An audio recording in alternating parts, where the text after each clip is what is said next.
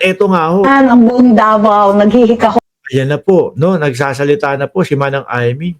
May pinaparinggan to, ha? May pinaparinggan si Manang Aimee. Oh, sa mga ka-DDS.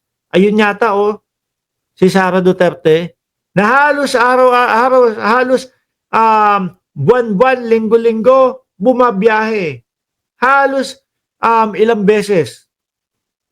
Ilang beses hong maglakwat siya ang Vice Presidente. Paulit-ulit. Bring him home, bring him home, bring him home. Loob, labas ng bansa, bring him home.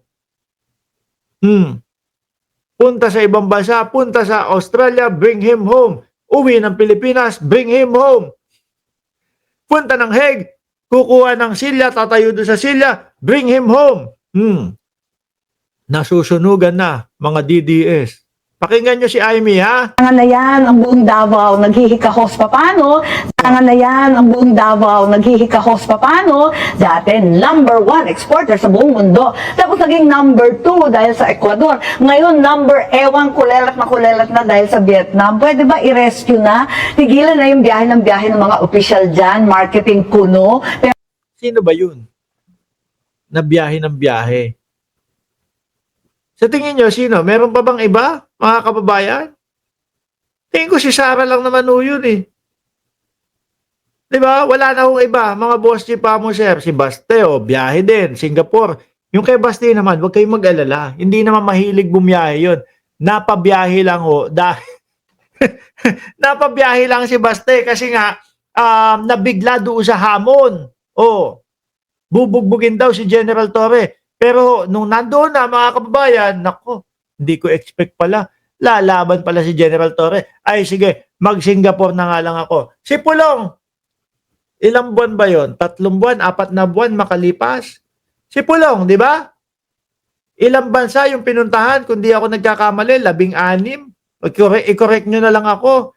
Yung biyahe ni Pulong, 16. Tumakas, takot pala, Boss Mark. Diba, sila yung biyahe ng biyahe dyan. Kaya yung Davao daw, wala na. Dati, number 1 exporter. Ngayon, hindi na. Yan, di ba? Hindi, yung kay Pulong naman, tingin ko, humahanap yun. Nagtatry na merong tumanggap, no, na bansa kay dating Pangulong Duterte. Pero parang wala ako. Parang wala ako na tumatanggap. Kaya yung ano tawag diyan? Kaya po yung interim release ng dating Pangulong Duterte, sila mismo sabi nila, wag muna kayong humusga diyan, no. Meron pa kaming kulang na dokumento. Siguro ang naiisip kong kulang na dokumento nila, mga bossing, wala pong iba kung hindi yung tatanggap na bansa. Kaya ang tingin ko diyan kay Pulong, kaya nag-ikot yan sa 16 na bansa para makiusap na tanggapin ang dating Pangulong Duterte. No? Yun yung nakikita ko diyan. Si Inday Sara Duterte naman, ganun din. Tsaka yung mayor, yung totoong mayor, yung nanalong mayor na karton ho, mga kababayan, ayun, bumiyahe din. Di ba? Pumunta din ng Hague. Biyahe kayo ng biyahe. Anong ginagawa ng head ng Davao? Bakit Pangulong BBM ang mayor doon? Sabi ni Aisha Nip, lagmay. Dating Pangulo, ayun, nabiyahe din, nandun din. Nagbabakasyon nata sa Hague. Si Sara, ganun din, labas-masok. Si Pulong, paalam, 16 na bansa ang pinuntahan. Si Baste naman, si Baste, naniniwala ako hindi biyahero yun. No? Kinailangan lang ho talaga ni Baste na bumiyahe dahil nga nahiya po siguro, kahihiyan ho, mga kababayan. Humamon-hamon, tapos wala naman pala. Hindi naman pala papalag. Si Kitty, balik-balik eh. Hindi naman official yun. Meron pa ba? Wala na. Walang iba hong tinutukoy si Manang Aimee, mga bossing, kung hindi, yung mga Duterte. Binabanata na din, pero nag-i-enjoy lang sa abroad. Nag-enjoy daw sa abroad. Ang gulo na nila, no? Simula po mga vlogger, nagbabakbaka na ho.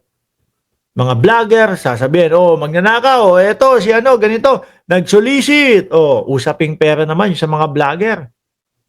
Tapos, yung mga ano naman, yung mga kabit, yung 13 girlfriend daw ho, ako ho, eto yung kay Hanilet, naawa ho talaga ako dun eh, kay Hanilet, tsaka kay Kitty Duterte. Biruin mo ha, si Hanilet, yung kasama ng dating Pangulong Duterte mismo, naging Pangulo, natapos sa pagkapangulo, pumunta ng Hong Kong, kasakasama, no, umuwi, kasakasama.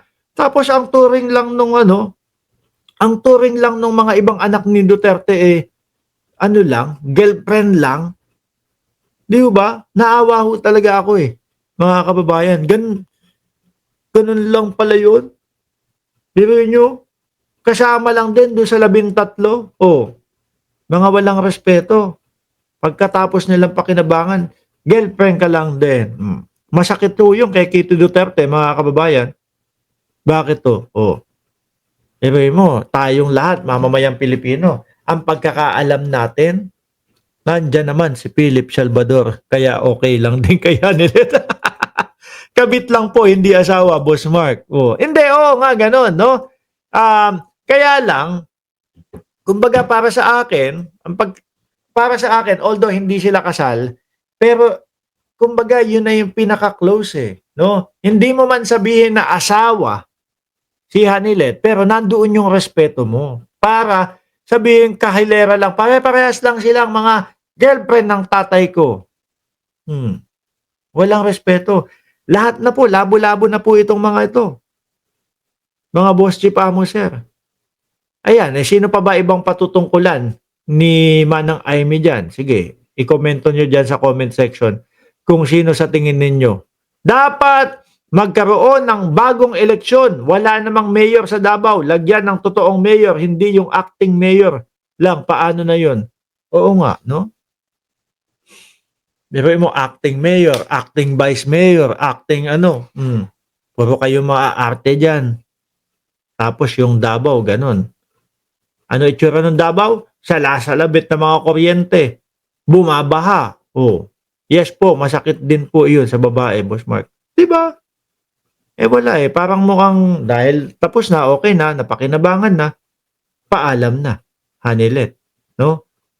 At eto pa, mga bossing, mukhang si Sara Duterte ang humaharang kay Hanilet para makapasok pa, para hindi makapasok mismo doon sa dahig. Biruin niyo po yun.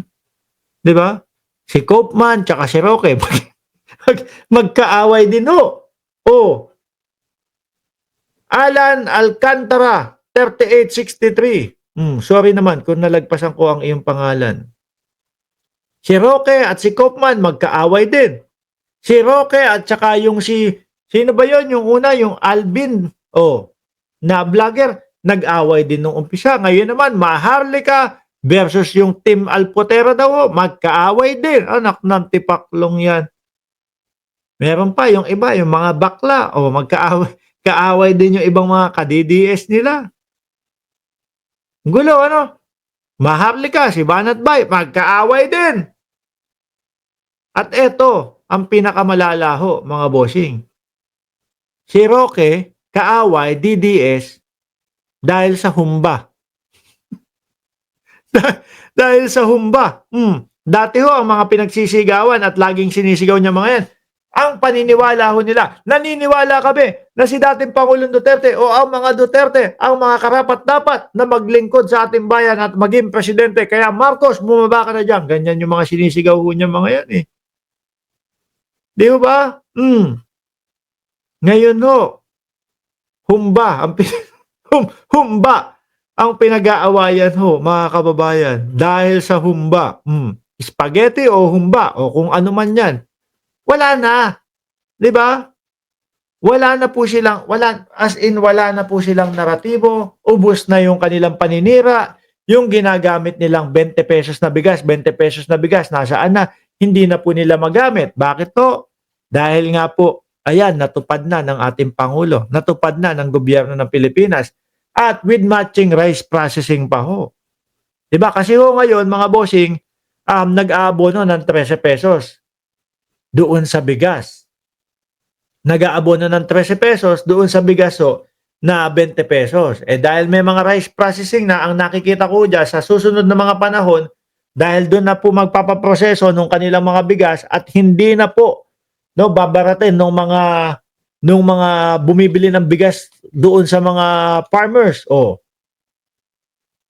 Ngayon, mababawasan na po yung abono ng gobyerno ng Pilipinas kasi mapapamura na po yung mga farmers natin, mga bossing. Na tinawag lang naman yata ng ating Vice Presidente na yung kanilang bigas ay panghayop. Ang saklap, ano? Lumabas ang pagkapatay gutom ng mga DDS nang dahil sa humba. Sabi ni Sambong, kung may ghost student, ghost employee, ghost piatos, ghost project, meron din palang ghost vice president. At meron din pong pinag-aagawan na humba. Mga bossing, chipa mo sir, mamayang gabi ulit.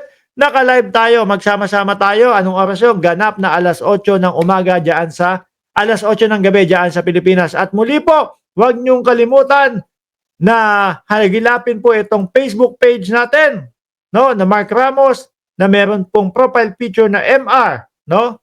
Paki-like, paki-subscribe, and paki-suportahan na din po. Maraming salamat and God bless po sa ating